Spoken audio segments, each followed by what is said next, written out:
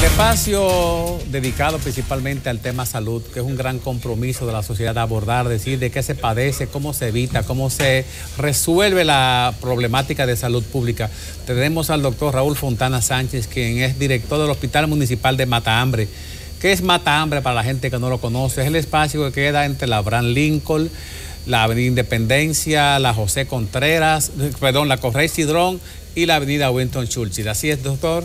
Correcto. ¿Qué nivel de atención tienen ustedes en el Hospital Municipal de Matahambre? Nosotros atendemos al primer nivel de atención, es decir, consultas ambulatorias, servicios de diagnósticos y tratamientos, y atendemos básicamente toda esa población del gran centro del casco urbano de la Feria y todo lo que es la zona metropolitana de Santo Domingo. La tuberculosis en la época de la dictadura de Trujillo era una enfermedad prácticamente controlada. Se establecían las barreras sanitarias, se identificaban, habían lugares específicos para el internamiento, los medicamentos eran asequibles, pero no había una tuberculosis que era resistente a los medicamentos como es a la fecha. Háblenos un poquitito de ese fenómeno. Realmente los tiempos han cambiado. En esa época había una estigmatización del paciente, donde el paciente se separaba de su ambiente natural de vida, de sus jornadas diarias, y se le clasificaba como ya un individuo alejado de la sociedad. Casi como un leproso. Como un leproso. Hoy en día eso ha cambiado. Hay tratamientos muy modernos, muy asequibles a la población y que realmente le permiten a la persona mantenerse en su medio de vida sin ningún tipo de trastorno, vamos a decir, de índole social o familiar.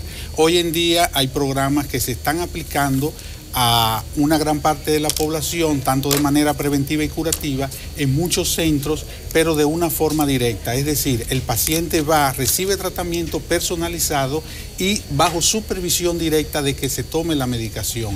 Esto garantiza de que haya una continuidad y se evite el tema de la resistencia.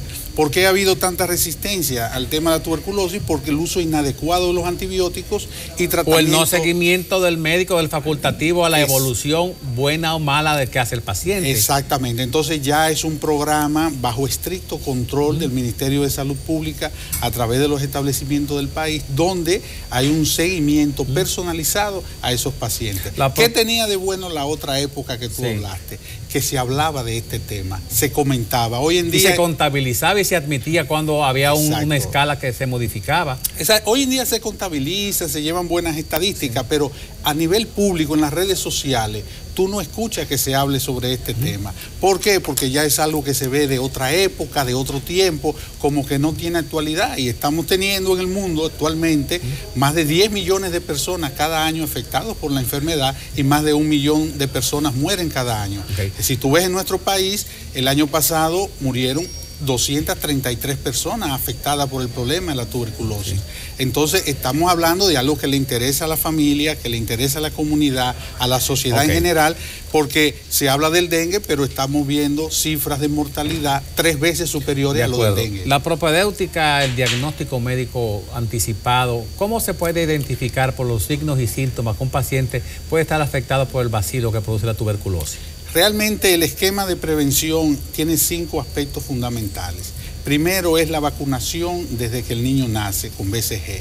El segundo aspecto es lo que ya tú dices, un diagnóstico oportuno, una detección temprana, lo puede hacer un agente comunitario, un profesor en su aula de clases, lo puede hacer el médico, lo puede hacer el padre de familia, detectando si hay tos, catarro o fiebre por más de 15 días. ¿Cómo se diferencia la tos del paciente que tiene contaminación por la nicotina o que tiene problema viral o un catarro muy prolongado? A simple vista es muy difícil diferenciar. El esputo no es diferente, la salivación. Cuando ya está productiva la fase de la tuberculosis, produce una pequeña hemoptisis, es decir, un pequeño sangrado, pero a veces es la tos seca. Saliva no produce con pigmentaciones de hemoglobina de sangre.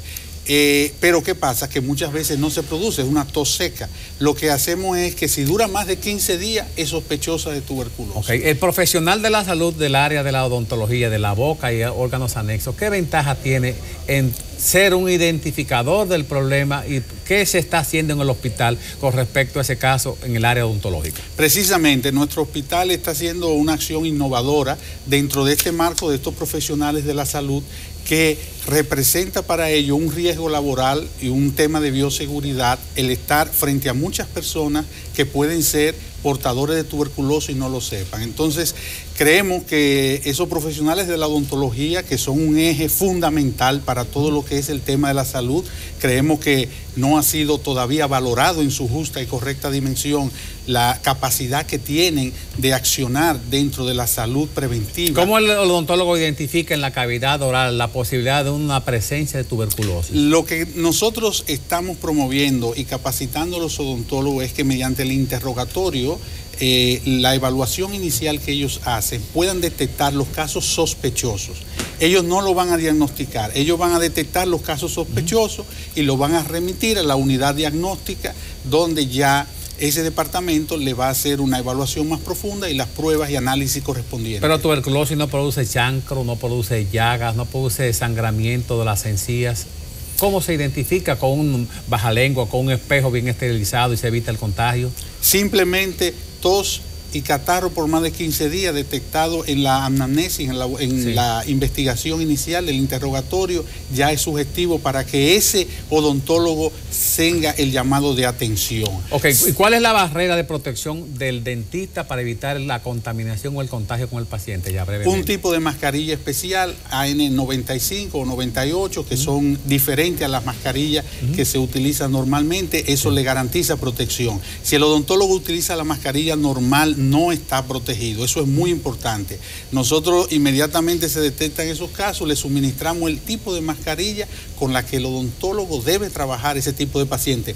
No lo debe evitar el trabajar, le puede hacer un trabajo, lo que tiene es que protegerse de manera correcta. El doctor Fontana Sánchez, vamos a comprometerlo que en una próxima ocasión nos traiga imágenes radiográficas de pecho, de tórax, para poder identificar y decir a los pacientes lo importante de identificar el problema, no solamente por la vida del paciente, sino como vector de la contaminación a la familia y el lugar de trabajo, hasta el lugar donde se estudia. Te agradezco muchísimo esta oportunidad y esa otra experiencia que podemos tener en ese sentido, porque realmente hay que hacer un llamado a la atención. Están falleciendo muchas personas, una gran cantidad de niños están siendo afectados. Tenemos no solamente tuberculosis pulmonar, hay tuberculosis intestinal, tenemos pacientes con tuberculosis prostática, testicular, ganglionar, tenemos pacientes que han tenido una niñez donde han estado en contacto con leche de vaca cruda, portadora de la tuberculosis, luego en la edad adulta desarrollan un tipo de tuberculosis intestinal. Entonces yo creo que todo esto es necesario que no se quede en el olvido. Un gran punto que han hecho ustedes en esta labor informativa, ayudando a difundir este mensaje. Muchas gracias, doctor. ¿Cómo no? Ya será en una próxima ocasión. Muchas gracias. Vamos a la pausa y continuamos con Enfoque Matinal.